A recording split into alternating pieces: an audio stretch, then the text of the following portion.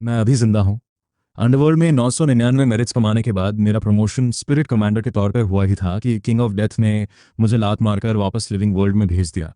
लेकिन जैसे ही मैं यहाँ पहुँचता हूँ मैं दंग रह जाता हूँ। तबाही मच चुकी है। लिविंग वर्ल्ड अब गोस्ट से भरा पड़ा है और कुछ इंसानों ने उनके साथ पैक्ट कर लिया है, जिन्हें गोस्ट बाइंडर्स कहा जाता है। इस वक्त एक आदमी और एक लड़की मेरे सामने खड़े हैं। वो अधेड़ उम्र का आदमी मेरे शरीर से निकल रहे गहरे गोस्ट ऑरा को घूर रहा है। वो लड़की से कहता है, इसका गोस्ट ऑरा बहुत ज़्यादा स्ट्रांग है। ये रैंक्ड डेंजरस से भी ऊपर हो सकता है।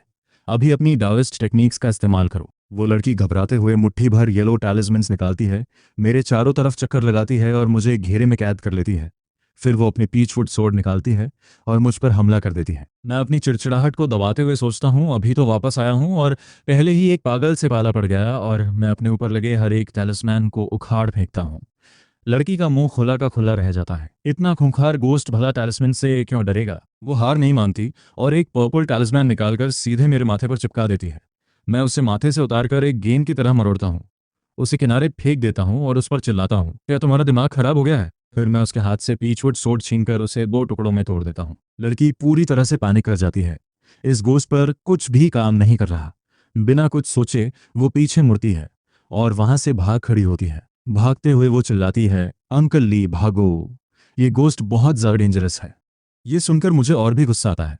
भूत तुम हो, तुम्हारा पूरा खानदान भूत है। वापस आते ही एक पागल से मिलना कितनी खराब किस्मत है। तभी कुछ ही दूरी पर उलझे हुए बालों वाला एक साया हवा में तैरता हुआ दिखाई देता है। वो खुद से बड़बड़ाती है, इतना घना गोश्त ऑरा, अगर मैं इसे निगल लूं तो मैं पक्का और भी ज्यादा ताकतवर बन जाऊंगी। वो पूरी रफ्तार से मेरी तरफ उड़ती है, लेकिन अचानक वो थम जाती है।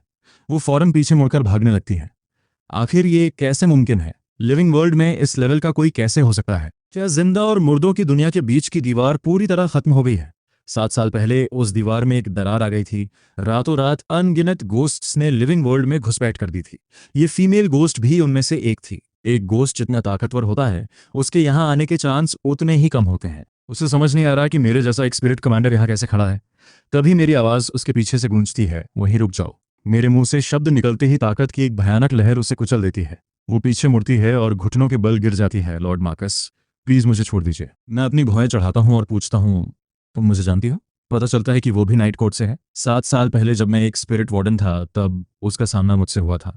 उससे मुझे पता चलता है कि लिविंग वर्ल्ड अब इंसानों और गोस्ट्स के बीच बंट चुका है। गोस्ट को गोस्ट ऑरा बढ़ाने की जरूरत होती है, इसलिए कुछ इंसानों के साथ पैक्ट बना लेते हैं, तो कुछ अकेले ही अपनी टेरिटरी पर कब्जा कर लेते हैं। जब मुझे सारी बात समझ आ जाती है तो मैं उससे कहता हूँ, डरो मत, मैं तुम्हें चोट नहीं पहुंचाऊंगा। वो जल्दी से मेरा शुक्रिया अदा करती है और जाने के लिए मुड़ती है। लेकिन जैसे ही वो मुड़ती है मैं अपना हाथ बढ़ाकर उसके सिर पर रखता हूँ और एक सीलिंग फॉर्मेशन पढ़ता हूँ। वो पलक झपकते ही गायब हो जाती है। डिंग, कंग्रेचुलेशंस प्लेयर, आपने गोस्ट स्किल फैंटम ट्रिक हासिल कर ली है। 7 साल से मेरे दिमाग में बंद पड़ी गोस्ट होम की किताब आखिरकार अपने पहले पन्ने पर खुलती है। Name Don, rank dangerous, skill ghost eye, soul coin output 20 per day. Note, rank जितनी ऊंची होगी आउटपुट उतना ही ज्यादा होगा। मेरी आंखें चमक उठती हैं। सोल कॉइन्स असल में गोस्ट ऑरा के गहरे घनत्व से बने होते हैं। चाहे कोई गोस्ट हो या स्पिरिट वार्डन, हर कोई अपनी रैंक बढ़ाने के लिए सोल कॉइन्स का ही इस्तेमाल करता है। एक स्पिरिट वार्डन को प्रमोट करने में भारी मात्रा में खर्च होता है। सोल कॉइन्स ही इस कल्टीवेशन की असली ताकत है। और अब मुझे बस एक रैंक डेंजरस गोस्ट पकड़ना है और मैं रोजाना 20 सोल कॉइन्स कमा सकता हूँ। अगर 10 पकड़ लिए तो दिन के 200, यानी साल के 60,000 से ज्यादा। जब मैं अंडरवर्ल्ड में एक स्पिरिट वार्डन था तब मेरी पूरे साल की तनख्वाह 100 सोल कॉइन से भी कम थी। इसके अलावा मैंने इस गोस्ट के गोस्ट ऑरा को भी अब्जॉर्ब कर लिया है। पहली बार मुझे महसूस होता है कि गोस्ट होम कितना शक्तिशाली है। इधर फीमेल गोस्ट डॉन एक विशाल खाली जगह में खुद को चारों तरफ से दीवारों से घिरा पाती है। वो घबराकर इधर उधर भटकती है और चिल्लाती है, मुझे बाहर निकालो, मुझे बाहर निकालो। लेकिन रुको, यहाँ का गोस्ट ऑरा इतना घना क्यों है। ये तो अंडरवर्ल्ड से भी ज्यादा गहरा है। लिविंग वर्ल्ड में तो जरा सा गोस्ट ऑरा जुटाने के लिए डॉन को अपनी भारी ऊर्जा और समय खर्च करना पड़ता था, लेकिन यहाँ सिर्फ एक सांस लेने पर उसे बाहर के एक पूरे महीने से भी ज्यादा गोस्ट ऑरा मिल रहा है। ये जगह गोस्ट्स के लिए किसी जन्नत से कम नहीं है। लेकिन इससे पहले कि वो इसका मजा ले पाती, उसकी पलकें झपकती हैं और वो खुद को मेरे ठीक सामने खड़ा पाती है। मैं उसके चेहरे पर खौफ देखता हूँ और पूछता हूँ, क्या तुम चाहती हो कि मैं तुम्हें जाने दूं। डॉन पागलों की तरह अपना सिर हिलाती है। आप जैसे किसी के साथ जुड़ना मेरे लिए गर्व की बात है। वो बेवकूफ नहीं है। गोस्ट ऑरा से भरी ऐसी जगह को भला कौन छोड़ना चाहेगा। मैं सिर हिलाता हूँ और पूछता हूँ, गोस्ट आई क्या काम करता है। गोस्ट आई मेरी गोस्ट स्किल है। इसे एक्टिवेट करने पर मैं किसी भी गोस्ट की रैंक और स्किल्स देख सकती हूँ। मैं अपनी ठुड्डी सहलाता हूँ और सोचता हूँ, ज़्यादातर लोगों के लिए गोस्ट आए बेकार हो सकता है, लेकिन मेरे लिए सब कुछ बदल देगा। गोस्ट होम में जगह कम है, मैं किसी भी अरे गहरे गोस्ट को इकट्ठा नहीं कर सकता, इसलिए मैं गोस्ट आई का इस्तेमाल सिर्फ सबसे ताकतवर गोस्ट का शिकार करने के लिए करूंगा। डॉन तुरंत मेरी बात समझ जाती है और उत्साह के साथ बोलती है, लॉर्ड मार्कस, मैं एक रैंक्ड टेरिफाइंग गोस्ट को जानती हूँ। आपकी ताकत के साथ आप उसे जरूर हरा सकते हैं। क्या मैं आपको वहां ले चलूं? तो मैं डॉन के पीछे चल पड़ता हूँ और जल्द ही एक गांव के बाहर पहुंच जाता हूँ। जैसे ही मैं अंदर जाने वाला होता हूँ, एक बूढ़ा आदमी मेरा रास्ता रोकता है। बच्चे, क्या तुम भी उसी चीज के लिए आए हो? अंदर एक रैंक डेंजरस गोस्ट है। बेहतर होगा कि तुम पीछे ही रहो, वरना अपनी जान से हाथ धो बैठोगे। इससे पहले कि मैं कुछ कहूं, वहां दो मर्सिडीज बेंज गाड़ियां आकर रुकती हैं। दरवाजे खुलते हैं और एक खूबसूरत औरत 5 नौजवानों के साथ बाहर निकलती है। ओल्ड वैंस, ये वो लोग हैं जिन्हें मैं साथ लाई हूँ। क्या इतने काफी हैं? बूढ़ा आदमी उन 5 गोस्ट बाइंडर्स को देखता है और सिर हिलाता है। 3 लेवल 3 गोस्ट बाइंडर्स और 2 लेवल 2 गोस्ट बाइंडर्स, इतना काफी रहेगा। औरत मुस्कुराती है और कहती है, ओल्ड वैंस, आज मैं आप पर भरोसा कर रही हूँ। प्लीज पक्का करना कि आप उस रैंक डेंजरस गोस्ट को पकड़ लें। इस काम के लिए उसने 5 गोस्ट बाइंडर्स को हायर करने में 30 लाख से ज्यादा खर्च किए थे और ओल्ड वैंस को मनाने के लिए 2 स्पिरिट आर्टिफैक्ट्स भी दिए थे। इतनी बड़ी कीमत चुकाने की वजह साफ थी। अगर वो एक रैंक डेंजरस गोस्ट को पकड़कर पैक्ट बना लेती है, तो वो एक लेवल 3 गोस्ट बाइंडर बन जाएगी और परिवार में उसकी जगह पक्की हो जाएगी। इसी ख्याल के साथ वो हाथ हिलाती है और बेरुखी से कहती है, रास्ता ब्लॉक कर दो। फिर वो ओल्ड वैंस के पीछे गांव के अंदर चली जाती है। उसके बॉडीगार्ड्स बैरिकेड्स लगा देते हैं ताकि कोई अंदर न जा सके। मैं बॉडीगार्ड्स के पास जाकर पूछता हूँ, क्या मैं अंदर जा सकता हूँ? बॉडीगार्ड्स ऐसे बिहेव करते हैं जैसे उन्होंने कुछ सुना ही ना हो। मैं शांत रहता हूँ और दूर से गांव पर नजर रखता हूँ। कुछ तो गड़बड़ है। आसमान और भी काला होता जा रहा है। तभी गांव के अंदर से एक चीख गूंजती है। वो औरत पूरी तरह से काले धुएं में घिरी हुई है। उसका पूरा शरीर जाम हो चुका है और वो बस मदद के लिए चिल्ला रही है। जैसे ही वो अपनी उम्मीद खोने लगती है, मैं ऊपर से कूदता हूँ और दहाड़ता हूँ, पीछे हटो। काला धुआं वहीं थम जाता है। वो औरत मुझे देखती है और रोते हुए कहती है, मेरी मदद करो, मुझे यहाँ से निकालो, मैं तुम्हें बहुत पैसे दूंगी। मेरी आंखें चमक उठती हैं। इस वक्त मैं काफ़ी कड़का हूँ, इसलिए मैं उसे बाहर खींचता हूँ और गांव के गेट तक ले जाता हूँ। उसे नीचे उतारते हुए मैं कहता हूँ, यहीं रुको, मैं अंदर जा रहा हूँ। वो मेरा हाथ पकड़ लेती है। नहीं, वो गोस्ट बहुत ज़्यादा पावरफुल है। वो रैंक्ड टेरिफाइंग है। तुम मारे जाओगे। मैं उसे नज़रअंदाज करता हूँ और गांव के बीचों बीच पहुंच जाता हूँ। मुझे उन 5 गोस्ट बाइंडर्स की लाशें तुरंत मिल जाती हैं। तभी एक खून से सना हाथ मेरे कंधे पर पड़ता है। मैं पीछे मुड़ता हूँ तो देखता हूँ कि ओल्ड वैंस खड़ा है। उसका चेहरा खून से लथपथ है। बच्चे, 3000 सोल कॉइन्स दूंगा, बस मुझे यहाँ से निकाल लो। वो बात करते हुए बार बार इधर उधर देख रहा है। जाहिर है कि वो दोबारा गोस्ट के आने से डरा हुआ है। मैं ओल्ड वैंस को नज़रअंदाज करता हूँ और सामने काली धुंध की दीवार की तरफ दौड़ता हूँ। मैं उसके अंदर हाथ डालता हूँ और जोर से खींचता हूँ। एक काला साया उस धुंध से बाहर निकलता है। मेरे सामने गोस्ट इन्फॉर्मेशन चमकती है। Name Jane, rank terrifying, ghost skill soul chain. Soul chain दुश्मनों को जकड़ लेती है, उनके हमलों को रोक देती है और जानलेवा हमला करती है। मैं अपने सामने तैरती इस जानकारी को देखता हूँ और सोचता हूँ, गोस्ट आए वाकई कमाल की चीज़ है। बस एक नज़र और मुझे इस गोस्ट की हर एक खासियत पता चल गई। इधर जैन गुस्से में गुर्राता है और छूटने की कोशिश करता है, लेकिन वो अपने हाथ पैर हिला तक नहीं पा रहा। उसे नहीं पता कि मैं पहले ही बाइंडिंग टेक्निक का इस्तेमाल कर चुका हूँ, जिसने उसकी पूरी ताकत को लॉक कर दिया है। ओल्ड वैंस मुंह खोले देखता रह जाता है। ये लड़का इतना ताकतवर है, इसने एक हाथ से इतने पावरफुल गोस्ट को पकड़ लिया। लगता है मैंने इसे समझने में गलती कर दी। इसी बीच मैं जेन से पूछता हूँ कि क्या वो ब्रिज से है या गोस्ट वर्ल्ड से। ज़्यादातर इंसानों को नहीं पता, लेकिन अंडरवर्ल्ड अब 3 बड़े हिस्सों में बंट चुका है। किंग ऑफ डेथ की नाइट कोर्ट, जज और फेरीमैन की ब्रिज और गोस्ट किंग की गोस्ट वॉल्ट। डॉन और मैं दोनों ही नाइट कोर्ट से हैं। नाइट कोर्ट के गोस्ट्स आमतौर पर शांत होते हैं और इंसानों की जान कम ही लेते हैं। ब्रिज के गोस्ट के बारे में कुछ कहा नहीं जा सकता, लेकिन गोस्ट वॉल्ट का हर एक गोस्ट इंसानों को नुकसान पहुंचाना पसंद करता है। ये सब काले कर्मों में डूबे होते हैं और बहुत ही गुस्सैल और खूंखार होते हैं। जेन मेरे सवाल का जवाब नहीं देता, बस गालियां देता है और दहाड़ता है। मैं ज़्यादा बात नहीं करता, उसे पकड़ता हूँ और ज़मीन पर दे मारता हूँ। एक जोरदार धमाका होता है और ज़मीन में एक गहरा गड्ढा बन जाता है। जेन का साया धुंधला पड़ता है। मैं उसे फिर से पकड़ता हूँ और बार बार जमीन पर पटकता हूँ। जैसे ही जेन खत्म होने की कगार पर पहुंचता है, वो चिल्लाता है, मेरे आका, मुझे छोड़ दीजिए, मैं गोस्ट वॉल्ट से हूँ। ये सुनकर मैं उसे और भी जोर से पटकता हूँ। गोस्ट वॉल्ट के गोस्ट से ही मुझे सबसे ज्यादा नफरत है। फिर मैं उस पर सवालों की झड़ी लगा देता हूँ। गोस्ट वॉल्ट के कितने स्पिरिट वार्डन्स यहाँ लिविंग वर्ल्ड में हैं? कितने स्पिरिट कमांडर्स हैं? उनके सबसे ताकतवर गोस्ट की रैंक क्या है? लेकिन जेन हर सवाल पर अपना सिर हिला देता है। उसे कुछ नहीं पता। मैं पूछना छोड़ देता हूँ और अपना हाथ उसके माथे पर रखता हूँ। वो गायब हो जाता है। डिंग, कंग्रेचुलेशंस प्लेयर, आपने गोस्ट स्किल सोल चेन हासिल कर ली है। गोस्ट होम का दूसरा पन्ना खुलता है। जो जैन की जानकारी से भरा है। वो रोजाना 40 सोल कॉइन्स पैदा करता है। मैं जितने ज़्यादा ऊंचे रैंक के गोश्त इकट्ठा करूंगा, मेरा रोजाना का आउटपुट उतना ही बढ़ता जाएगा, और अगर मैंने काफ़ी जमा कर लिए तो मैं खुद वॉल्ट लॉर्ड के लेवल तक पहुंच सकता हूँ। ओल्ड वैंस उस गोश्त को काबू होता देख आखिरकार चैन की सांस लेता है। वो अपने कटे हुए हाथ को देखता है और मायूसी से आ भरता है। ये सफ़र पूरी तरह घाटे का सौदा रहा। 3 स्पिरिट आर्टिफैक्ट्स तबाह हो गए और एक हाथ भी चला गया। वो मेरी तरफ मुड़ता है और झुककर प्रणाम करता है। नौजवान, मेरी जान बचाने के लिए शुक्रिया। ओल्ड वैंस अपने कोट में हाथ डालता है और मुझे 3000 सोल कॉइन्स देता है। मैं उन्हें अपनी जेब में रखता हूँ और जाने ही वाला होता हूँ कि हर तरफ से सफ़ेद रोशनी फैल जाती है। कई पिकअप ट्रक्स वहां आकर रुकते हैं। जब वो रुकते हैं तो काले ट्रेंच कोट्स पहने लोगों का एक ग्रुप बाहर आता है। एक औरत बोलती है, हम गोस्ट बाइंडर्स गिल्ड से हैं। वो गोस्ट कहाँ है जिसे पकड़ना है? ओल्ड वैंस तुरंत समझ जाता है कि ये मदद के लिए आए हैं। वो जल्दी से कहता है वो गोस्ट अब भाग चुका है। अभी उसके मुंह से शब्द निकले ही थे कि सेरेना लड़खड़ाते हुए बाहर आती है और ओल्ड वैंस के पास जाकर पछतावे के साथ कहती है, ओल्ड वैंस, मुझे माफ कर दीजिए, मेरी वजह से आपने अपना हाथ खो दिया। ओल्ड वैंस सिर हिलाता है और थके हुए लहजे में कहता है, सेरेना, इसमें तुम्हारी गलती नहीं है। मैं घमंडी हो गया था। मैंने पहले ठीक से जांच नहीं की कि गोश्त की रैंक क्या है। सेरेना मेरी तरफ मुड़ती है और पूछती है, क्या तुम ठीक हो? क्या उस गोश्त ने तुम्हें चोट पहुंचाई? मैं अपना सिर नामे हिलाता हूँ। सेरेना तुरंत एक गाड़ी का इंतजाम करती है और मुझे एक लग्जरी होटल में ठहरा देती है। अगली ही सुबह गोस्ट बाइंडर्स गिल्ड की वो औरत मेरा दरवाज़ा खटखटाती है। नमस्ते, मेरा नाम आयरिस है। मैं युंजो सिटी के गोस्ट बाइंडर्स गिल्ड की डिप्यूटी डायरेक्टर हूँ। सरीना ने कल ही मुझे गिल्ड के बारे में बताया था। ये एक सरकारी ऑर्गेनाइजेशन है जिसकी हर इलाके में एक ब्रांच है। इससे पहले कि मैं पूछूं कि वो यहाँ क्यों आई है, वो कहती है, मैं आपको गोस्ट बाइंडर्स गिल्ड ज्वाइन करने के लिए इनवाइट करना चाहती हूँ। हम आप पर कोई पाबंदी नहीं लगाएंगे।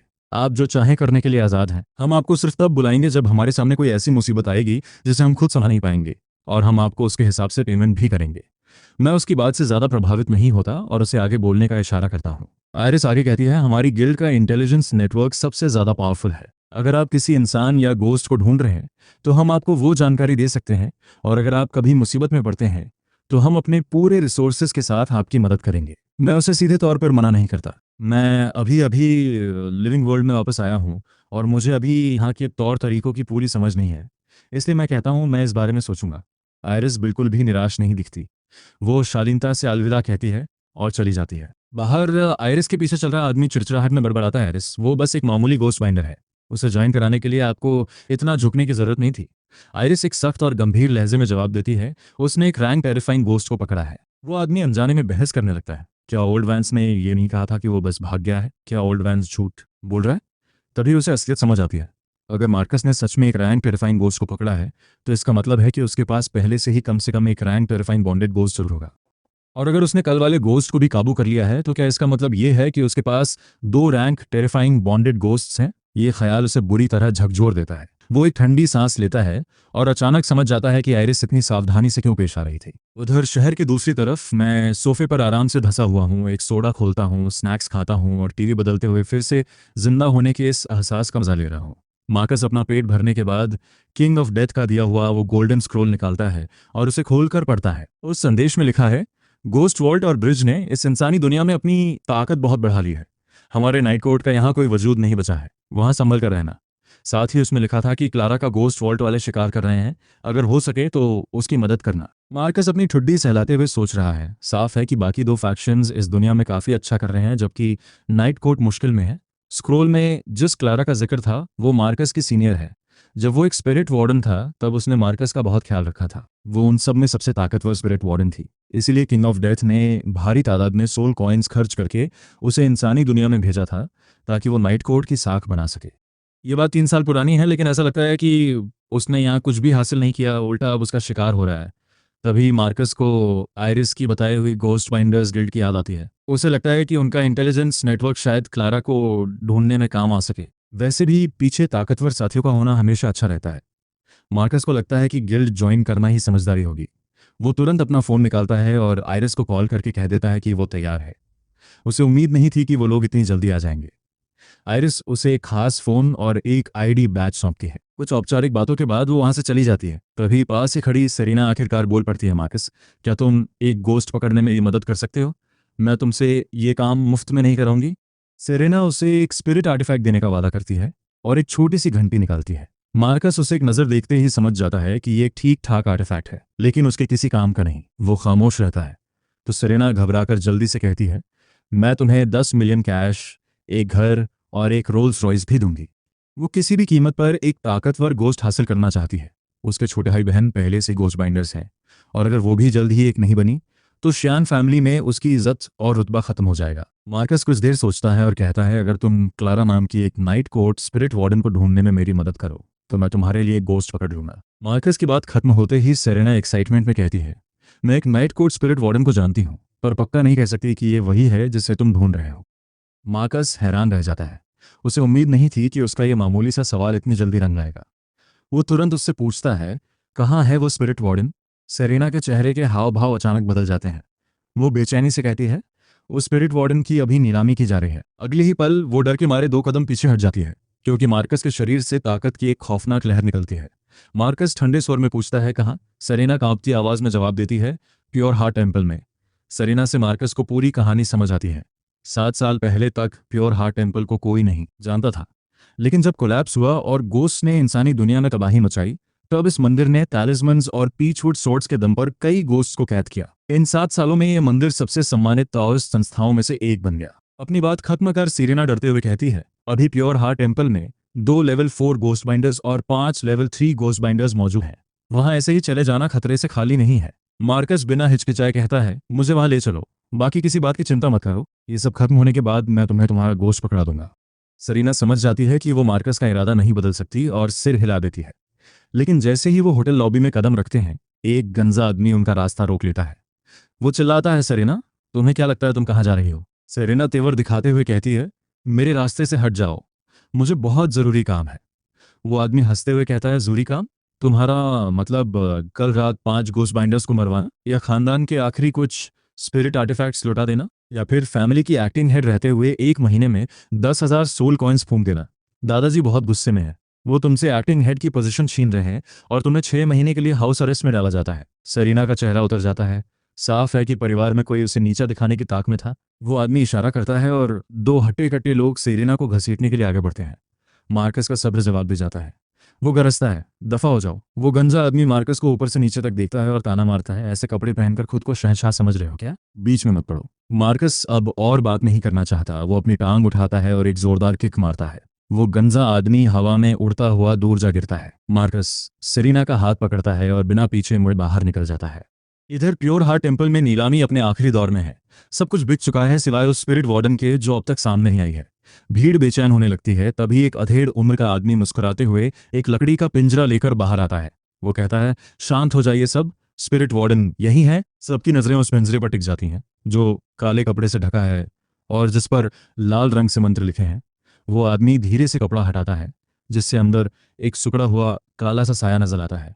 वो ऐलान करता है, ये है आपकी स्पिरिट वार्डन। जो भी इसके साथ पैक्ट करेगा वो कम से कम लेवल 5 गोस्ट बाइंडर बन जाएगा, और शायद लेवल 6 भी।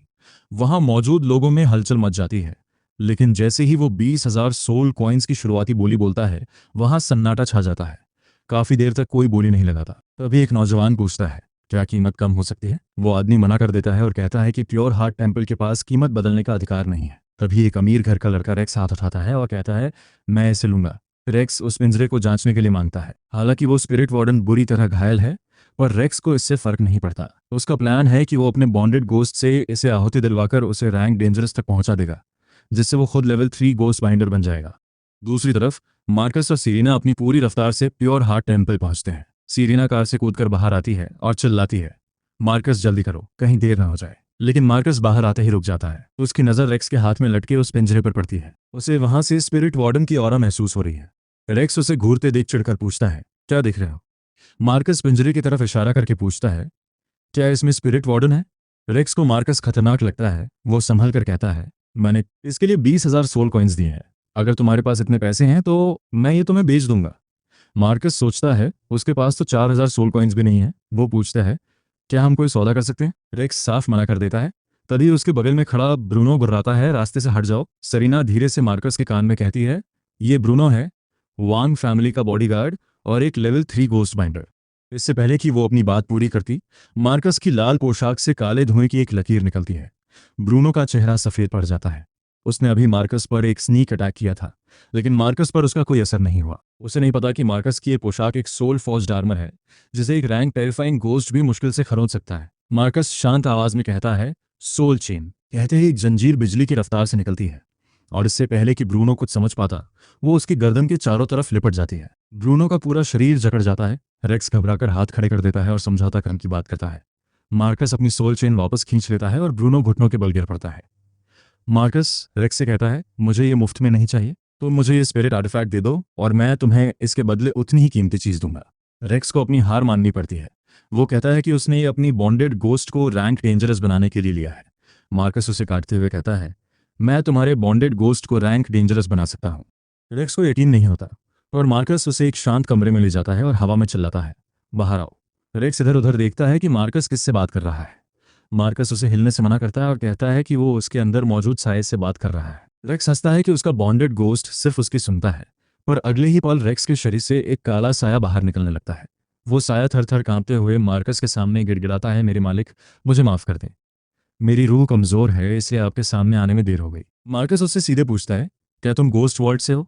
वो साया जवाब देता है कि वो पहले नाइट कोर्ट में था, पर गोस्ट वॉल्ट के एक ताकतवर गोस्ट ने उसे पकड़ लिया था। मार्कस उसकी हालत देखकर पूछता है कि उसे ये चोटें कैसे लगी। वो साया बताता है, मालिक, सालों पहले आपने गोस्ट वॉल्ट के अंदर 5 सील्स का इस्तेमाल करके एक गोस्ट किंग को बुलाया था, जिसने सब कुछ तहस नहस कर दिया था।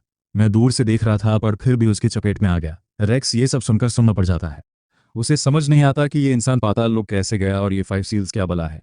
मार्कस को पुरानी बात याद आती है कि तब वो 5 सील्स में पूरी तरह माहिर नहीं था और उस गलती की उसे भारी कीमत चुकानी पड़ी थी। उसी हादसे के बाद सबको पता चला था कि वो air of the grand exorcist है। मार्कस आप भरते हुए कहता है, मैं तुम्हें ठीक कर देता हूँ। वो 1000 सोल कॉइन्स निकालता है और अपना हाथ उस गोस्ट के सिर पर रखता है। देखते ही देखते वो कॉइन्स ऊर्जा में बदलकर उस साये के शरीर में समा जाते हैं और वो पूरी तरह ठीक हो जाता है। रेक्स महसूस करता है कि उसके अंदर रैंक डेंजरस की ताकत आ गई है और अब वो लेवल 3 गोस्ट बाइंडर बन चुका है। वो खुश होकर मार्कस को वो स्पिरिट आर्टिफैक्ट देने के लिए राजी हो जाता है। लेकिन जैसे ही वो बाहर निकलते हैं, ब्रूनो कार लेकर तेजी से भाग निकलता है। वो गधा समझता है कि रेक्स को अगवा कर लिया गया है और वो मदद बुलाने भाग गया है। रेक्स उसे फोन करके चिल्लाता है और ब्रूनो को लगता है कि रेक्स दबाव में ये सब कह रहा है। रेक्स शर्मिंदा होकर मार्कस की तरफ देखता है। मार्कस कहता है, ठीक है, मैं खुद तुम्हारे घर आकर वो स्पिरिट आर्टिफैक्ट ले लूंगा। मार्कस इसके बाद सीधा प्योर हार्ट टेम्पल की तरफ मुड़ता है और बर्फीली आवाज में पूछता है, उस स्पिरिट वार्डन को किसने पकड़ा था? सबकी निगाहें उसकी तरफ मुड़ जाती हैं। नीलामी करने वाला अधेड़ आदमी अपनी आंखें सिकोड़कर पूछता है, बच्चे, तेरा यहाँ क्या काम है? मार्कस अपनी बात दोहराता है। वो आदमी चिढ़कर अपने पीछे खड़े लेवल 3 गोस्ट बाइंडर्स को इशारा करता है। सरीना घबराकर मार्कस को आगाह करती है, पर मार्कस शांत रहता है। वो आदमी अपने बॉनेट गोस्ट को बुलाने की कोशिश करता है, पर उसे एहसास होता है कि उसके अंदर का साया बिल्कुल खामोश हो चुका है। बाकी गोस्ट बाइंडर्स के साथ भी यही हो रहा है। मार्कस कहता है, अगर तुम लोग सीधे तरीके से नहीं मानोगे तो मुझे शक्ति का इस्तेमाल करना पड़ेगा। वो अपना सिर झुकाता है और उसके मुंह से एक अजीब सी आवाज निकलती है। ऐसा लगता है जैसे उसके सीने के अंदर से कुछ बाहर निकलने के लिए तड़प रहा है। तभी डॉइस्ट कपड़ों में एक बूढ़ा आदमी वहां प्रकट होता है और मार्कस के सामने हाथ जोड़कर झुक जाता है। वो कहता है, मेरे मालिक, कृपया अपनी शक्ति को काबू में रखें। मैं इस मंदिर का हाई मास्टर हूँ, आपको जो चाहिए मुझसे कहिए। मार्कस एक गहरी सांस लेता है और अपनी उस बढ़ती ताकत को अंदर खींच लेता है। मंदिर के बाकी लोग ये देखकर भड़क जाते हैं कि हाई मास्टर इस मामूली लड़के के सामने क्यों झुक रहे हैं, पर हाई मास्टर उन्हें डांटकर चुप करा देते हैं, खामोश, तुम सब अंधे हो चुके हो। फिर वो मार्कस की तरफ मुड़कर माफी मांगते हैं और कहते हैं कि इन ना समझो की गलती को दिल पर ना लें, चलो अंदर चलकर बात करते हैं। वो मुझे पीछे के कमरे में ले जाता है। उधर किसी का ध्यान नहीं जाता कि रेक्स वहां दर्द भरे चेहरे के साथ खड़ा है और जमीन पर गिरे उस लिक्विड को घूर रहा है जो मैंने पीछे छोड़ दिया था। रेक्स सोच रहा है, क्या सच में मुझे इसे उठाना पड़ेगा? ये बहुत घिनौना है।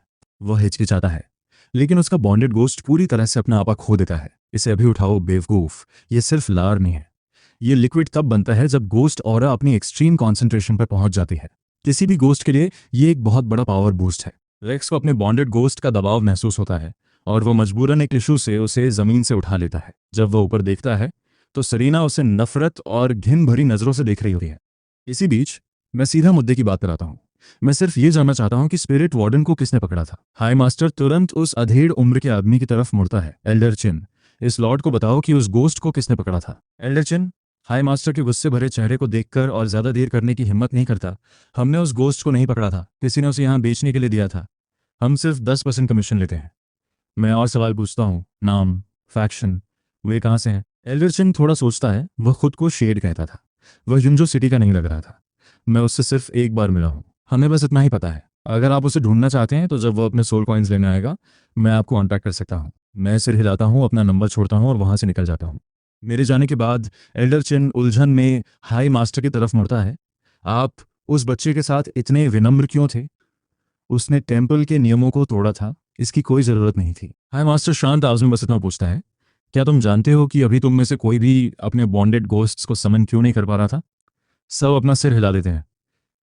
किसी के पास कोई जवाब नहीं है, क्योंकि तुम्हारे बॉन्डेड गोस्ट्स डरे हुए थे। किसी को अपनी कानों पर यकीन नहीं होता। वे हाई मास्टर को देखते रह जाते हैं। एक गोस्ट एक इंसान से डर गया। हाई मास्टर का चेहरा गंभीर रहता है। वो कोई ऐसा इंसान है जिससे दुश्मनी मोल लेना हमें भारी पड़ सकता है। हमेशा उससे दूर रहना। दूसरी तरफ शहर में रेक्स मुझे और सीरेना को अपनी फैमिली विला के गेट तक ले जाता है। जैसे ही मैं कार से बाहर कदम रखता हूँ, मेरी नज़र वॉन्ग एस्टेट से बाहर निकलते एक टैटू वाले आदमी पर पड़ती है। उसके पीछे एक ब्लड रेड शैडो तैर रही है, जिसमें तड़पते हुए लोग मदद के लिए चिल्ला रहे हैं। वह नज़ारा मुझे सब कुछ बता देता है। उसका बॉन्डेड गोस्ट खुद को ताकतवर बनाने के लिए उन आत्माओं की लाइफ फोर्स को खा रहा है। रेक्स मुझे उसे घूरते हुए देखता है और जल्दी से कहता है, मार्कस, ये ड्रेक है, एक लेवल 4 गोस्ट बाइंडर। उसी पल ड्रेक एकदम सख्त हो जाता है, जैसे वह कुछ ऐसा सुन रहा हो जो किसी और को सुनाई नहीं दे रहा। वह हमारी तरफ एक नज़र डालता है और तुरंत वहां से निकलने के लिए अपनी रफ्तार बढ़ा देता है। लेकिन मुझे उससे एक बहुत ही जानी पहचानी ऑरा महसूस होती है। मैं पलक झपकते ही उसके सामने पहुंच जाता हूं और उसका रास्ता रोक लेता हूं। पुराने दोस्त, मुझे देखते ही भागने क्यों लगे? ड्रैक गुस्से में कहता है, मैं तुम्हें नहीं जानता, हम दोस्त नहीं हैं। वह फिर से मुड़ने की कोशिश करता है। मैं उसे दोबारा रोकता हूं, मैं तुमसे बात नहीं कर रहा। मैं उससे बात कर रहा हूं जो तुम्हारे अंदर है। गंदे गोस्ट। अंडरवर्ल्ड में हमारा सामना एक से ज्यादा बार हुआ है। क्या तुम बाहर आकर मेरा सामना नहीं करोगे? इससे पहले कि ड्रेक एक और शब्द बोल पाता, उसके अंदर से एक काली परछाई धीरे धीरे बाहर निकलती है। वह गिड़गिड़ाता है, माय लॉर्ड, कृपया मुझे छोड़ दीजिए। आसपास के सब लोग दंग रह जाते हैं। एक लेवल 4 बॉन्डेड गोस्ट इस तरह का बर्ताव कर रहा है। मैं कोई रहम नहीं दिखाता फैंटम, तुमने अंडरवर्ल्ड में हर तरह के पाप किए हैं। अब तुम जिंदा लोगों की दुनिया में आकर भी वही कर रहे हो। तुम खत्म होने के ही लायक हो। ये गोस्ट फैंटम असल में गोस्ट वॉल्ट का है। जब मैं स्पिरिट वार्डन था, तब हमारी टक्कर हुई थी। मैंने तब उसकी 3 आत्माओं को काट दिया था, जिससे उसकी ताकत बहुत कम हो गई थी। लेकिन वह बचकर जिंदा दुनिया में भाग निकला था। मैंने कभी नहीं सोचा था कि वह मुझे यहाँ मिलेगा। फैंटम अपने डर को दबाते हुए फिर से भीख मांगता है, मार्कस, तुम्हारी और मेरी कोई असली दुश्मनी नहीं है, कृपया आज रहम दिखाओ। मैं ठंडी हंसी हंसता हूँ। तुमने अंडरवर्ल्ड में मेरे कई दोस्तों को मार डाला और तुम कहते हो कि कोई दुश्मनी नहीं है। मेरे मुंह से ये शब्द निकले ही थे कि हवा में से एक चेन प्रकट होती है और सीधा फैंटम की तरफ बढ़ती है। वह बचने की कोशिश करता है, लेकिन उस चेन से पीछा छुड़ाना नामुमकिन है। वह तुरंत उसे जकड़ लेती है। फैंटम समझ जाता है कि वह खत्म हो चुका है। वह चिल्लाता है, मार्कस, यह जिंदा लोगों की दुनिया है। यहाँ गोस्ट वर्ल्ड का राज चलता है। नाइट कोर्ट के लिए यहाँ कोई जगह नहीं है। तुम यहाँ से बचकर नहीं जा पाओगे। मैं उसकी धमकियों का जवाब देना जरूरी नहीं समझता। मैं अपना हाथ उसके सिर पर रखता हूँ। सील डिंग। बधाई हो, प्रेयर। आपने गोस्ट स्किल डार्क मिस्ट हासिल कर ली है। रेक्स और पास खड़े सभी लोग सदमे में ये सब देख रहे हैं। वो एक रैंक टेरिफाइंग गोस्ट था और मार्कस ने उसे कुछ ही मिनटों में काबू कर लिया। ये वाकई खौफनाक है। ड्रेक अपने बॉन्डेड गोस्ट को छीनते हुए देखता है और मेरी तरफ झपटता है, उसे वापस दो। वह मेरा बॉन्डेड गोस्ट है। मैं उसे लात मारकर दूर फेंक देता हूँ और रेक्स की तरफ मुड़ता हूँ। इसे अथॉरिटीज के पास ले जाओ। इसने कम से कम 1 दर्जन लोगों को मारा है। रेक्स तुरंत ड्रेक को बंधवा देता है। रेक्स के पिता ये सब खत्म होते देखते हैं और आवाज लगाते हैं, रेक्स, वहां खड़े मत रहो, हमारे मेहमान को अंदर लाओ। रेक्स बिना किसी हिचकिचाहट के मान जाता है और ब्रूनो के सिर के पीछे एक जोरदार थप्पड़ मारता है। बेवकूफ, स्पिरिट वार्डन को लेकर आओ। इसी तरह वह लकड़ी का पिंजरा मेरे सामने लाया जाता है। मैं काला कपड़ा हटाता हूँ और अंदर एक काली छोटी सी आकृति पाता हूँ। उसके चारों अंगों में लाल धागे पिरोए गए हैं, जिससे वह पिंजरे के बीच में लटका हुआ है। उसे देखते ही मैं समझ जाता हूँ कि ये क्लारा नहीं है। जब मैं पिंजरा खोलने की कोशिश करता हूँ तो तुरंत बिजली का एक झटका लगता है। उस झटके के कारण मुझे उसे छोड़ना पड़ता है। एक पल बाद एक लाल धागा सीधा मेरी तरफ आता है। मैं अपनी सोर्ड निकालता हूँ और एक ही झटके में उस धागे को काट देता हूँ। फिर पिंजरे पर वार करता हूँ। लकड़ी का ढांचा चकनाचूर हो जाता है। मैं उस गोश्त पर अपनी हथेली रखता हूँ और उसमें गोश्त चौरा डालता हूँ। उसका शरीर तेजी से अपने असली आकार में वापस आ जाता है। ठीक होते ही वो एक घुटने पर झुक जाता है। ये तुच्छ सेवक लियो अपने लॉर्ड को प्रणाम करता है। मेरी जान बचाने के लिए शुक्रिया। मैं सीधे पूछता हूँ, तुम्हें किसने पकड़ा था? लियो को आखिरकार किसी का सहारा मिलता है और वो सब कुछ एक साथ बता देता है। मुझे फंसाया गया था। एक ताकतवर गोस्ट वॉल्ट के गोस्ट और एक वॉल्ट गोस्ट बाइंडर ने मिलकर मुझे जाल में फंसाया। मैं कुछ देर सोचता हूँ और पूछता हूँ, क्या तुम्हें पता है क्लारा कहाँ है? लियो तुरंत जवाब देता है, क्लारा 1 साल से लापता है। मैं पहले उसे ढूंढने के लिए दूसरे गोस्ट को भेजा था, लेकिन उन्हें कुछ नहीं मिला। यहाँ अब और कुछ काम का जानने को नहीं है। मैं कहता हूँ, समझ गया। कहीं जाकर अपने जख्म ठीक करो, ज़रूरत पड़ने पर मैं तुम्हें बुला लूंगा। फिर मैं सेरेना की तरफ मुड़ता हूँ। सेरेना, क्या तुम मुझे 10,000 सोल कॉइन्स उधार दे सकती हो? बिना एक पल सोचे सेरेना कहती है, हाँ, मैं घर जाकर देखती हूँ कि तुम्हारे लिए इनका इंतजाम कैसे करना है। वो मुड़ती है और चली जाती है। मैं भी वहाँ ज़्यादा नहीं रुकता और सीधा होटल की तरफ निकल जाता हूँ। जैसे ही मैं अपने कमरे में पहुँचता हूँ, मैं फैंटम को समन करता हूँ और उससे गोस्ट वॉल्ट के बारे में जानकारी मांगता हूँ। डर से कांपते हुए फैंटम कहता है, गोस्ट वॉल्ट अभी 3 प्रोविंसेस को कंट्रोल करता है। उन्होंने अपना खुद का पावर स्ट्रक्चर बनाया है और वे वॉल्ट गोस्ट बाइंडर्स के साथ मिलकर काम कर रहे हैं। उनका मुख्य लक्ष्य नाइट कोर्ट स्पिरिट वार्डन्स को खत्म करना है। अब तक उन्होंने घात लगाकर 32 स्पिरिट वार्डन्स को मार डाला है। मैं सोचने के लिए थोड़ा समय लेता हूँ और पूछता हूँ, गोस्ट वॉल्ट को कैसे पता चलता है कि नाइट कोर्ट स्पिरिट वार्डन्स कहाँ मिलेंगे? ड्रैगन रियल्म बहुत विशाल है। मुझे सच में समझ नहीं आ रहा कि स्पिरिट वार्डन्स इतनी आसानी से कैसे पकड़े जा रहे हैं। फैंटम अपना सिर हिलाता है, उसे भी नहीं पता। माय लॉर्ड, मैं इतना ताकतवर नहीं हूं कि मुझे ये पता हो। मेरे पास सिर्फ बेसिक जानकारी है। इससे मुझे सिरदर्द होने लगता है। अगर ghost vault night court spirit wardens को निशाना बना रहा है तो इसका मतलब है कि वे मेरे पीछे भी आएंगे। आखिर मैंने अंडरवर्ल्ड में गोस्ट वॉल्ट के बहुत सारे गोस्ट को मारा है। तभी मेरा फोन बजता है। जैसे ही मैं फोन उठाता हूँ, आयरिस की घबराई हुई आवाज आती है, मार्कस, क्या तुम्हारे पास अभी समय है? मैं कहता हूँ, बस बताओ कि क्या बात है। आयरिस फालतू बातें छोड़ सीधे मुद्दे पर आती है। 26 हांगदी स्ट्रीट पर कुछ बहुत ताकतवर चीज दिखाई दी है। 3 गोस्ट बाइंडर्स पहले ही मारे जा चुके हैं। अगर तुम संभाल सको तो मैं चाहती हूँ कि तुम एक बार देख लो। इसके बदले 2000 सोल कॉइन्स का इनाम मिलेगा। मैं तुरंत मान जाता हूँ। मुझे इस समय पैसों की बहुत ज़रूरत है। फ़ोन रखने के बाद मैं कपड़े बदलता हूँ। स्पिरिट सिल्क ग्रुप बहुत ज़्यादा ध्यान खींचता है। कोई भी गोस्ट इसे देखेगा तो जान जाएगा कि मैं कौन हूँ। और जब तक मुझे गोस्ट वॉल्ट की चालों के बारे में और पता नहीं चलता, तब तक लो प्रोफाइल रहना ही समझदारी है। मैं अपनी सोड उठाता हूँ, एक कैब लेता हूँ और 26 हांगदी स्ट्रीट की तरफ निकल जाता हूँ। जैसे ही मैं बाहर कदम रखता हूँ, देखता हूँ कि आगे का रास्ता बंद है। सर, रास्ता बंद है, अभी अंदर जाना मना है। मैं आयरिस का दिया हुआ बैज दिखाता हूँ। मैं गोस्ट बाइंडर्स गिल्ड से हूँ। मैं यहाँ इस समस्या को सुलझाने आया हूँ। वह आदमी एक नज़र देखता है और कहता है, मेरे पीछे आओ। वह रास्ता दिखाता है और चलते चलते मुझे चेतावनी देता है। 4 गोस्ट बाइंडर्स पहले अंदर गए थे। 3 मर चुके हैं और एक की हालत बहुत नाजुक है। बहुत सावधान रहना। हम जल्द ही एक सुनसान और अधूरी बनी इमारत के पास पहुंचते हैं। बाहर लोगों की भीड़ जमा है और सब एक साथ बातें कर रहे हैं। वह आदमी एक पॉनीटेल वाली औरत के पास जाता है। तान्या, गोस्ट बाइंडर्स गिल्ड ने किसी को भेजा है। तान्या बस हल्का सा सिर हिलाती है और फिर से मुझे नज़रअंदाज करने लगती है। वह फ़ोन पर किसी से पूछ रही है कि उन्हें आने में और कितनी देर लगी। मैं अपने आप ही अंदर जाने का फैसला करता हूँ, लेकिन अभी कुछ ही कदम चलता हूँ कि तान्या मेरा हाथ पकड़ लेती है।